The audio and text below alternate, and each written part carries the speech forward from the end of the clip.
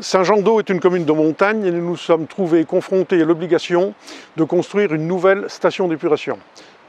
Nous étions face à différents défis techniques. C'est pourquoi nous nous sommes entourés d'entreprises spécialisées.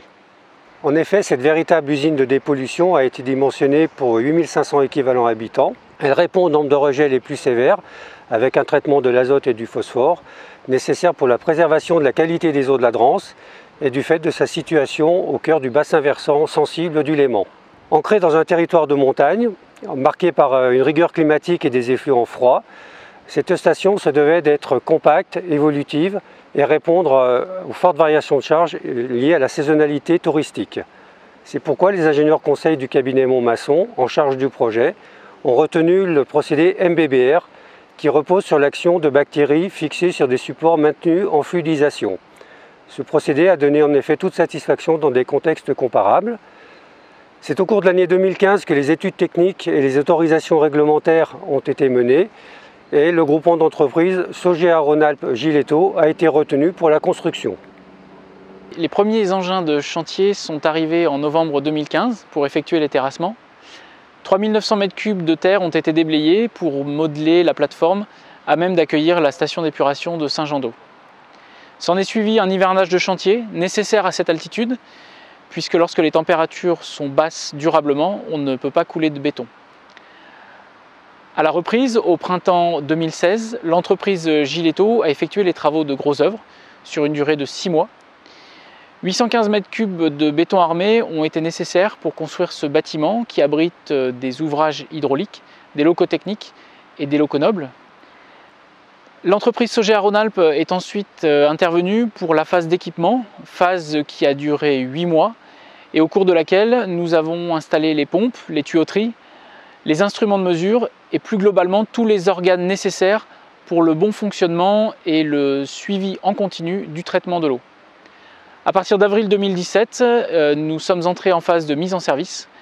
Sogea Rhône-Alpes a alors effectué les tests à blanc et à échelle industrielle, ainsi que les analyses de laboratoire nécessaires pour suivre la bonne mise en place du process épuratoire. Les ouvrages hydrauliques sont des ouvrages de contenance étanches dans la masse, dans lesquels l'eau transite durant toute la phase épuratoire.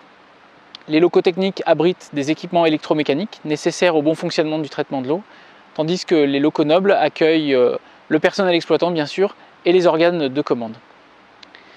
À ce jour, la station d'épuration de Saint-Jean-d'Eau est en fonctionnement réel, à son rythme de croisière, et les résultats obtenus sont conformes aux garanties souscrites. Cette réalisation se situe dans le périmètre de protection de l'abbaye cistérienne de Saint-Jean-d'Eau. L'architecte a donc consulté les bâtiments de France. L'architecte a fait un vrai effort d'intégration puisqu'aucune remarque n'a été faite par l'ABF, ce qu'on appelle les bâtiments de France, c'est-à-dire les monuments historiques. Et dès la première présentation, le permis de construire a été accordé, ce qui est preuve d'un vrai travail en amont. Et je tenais à souligner donc l'architecture qui s'intègre parfaitement dans le décor au pied de nos montagnes et auprès de cette abbaye.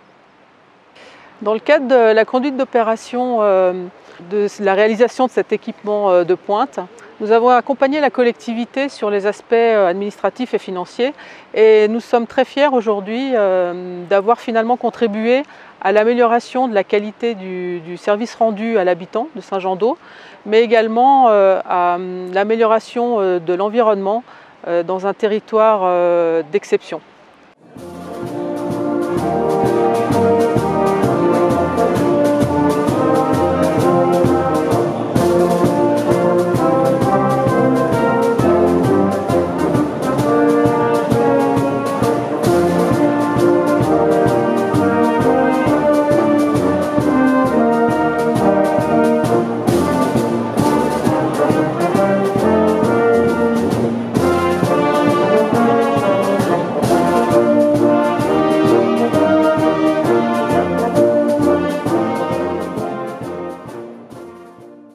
Grâce à la réactivité, au professionnalisme des entreprises qui sont occupées de la conception, c'est-à-dire le cabinet Teractem et Montmasson, mais de toutes les entreprises qui ont participé à la construction de ces stations d'épuration, le projet a été mené à bien.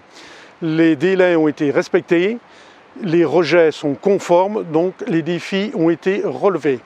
Une telle réalisation n'aurait jamais pu se faire sans la confiance de nos investisseurs. Et je voudrais remercier les services de l'État qui sont intervenus, le conseil départemental qui nous a beaucoup aidés, ainsi que l'agence de l'eau. Grâce à eux, nous pouvons voir l'avenir avec sérénité.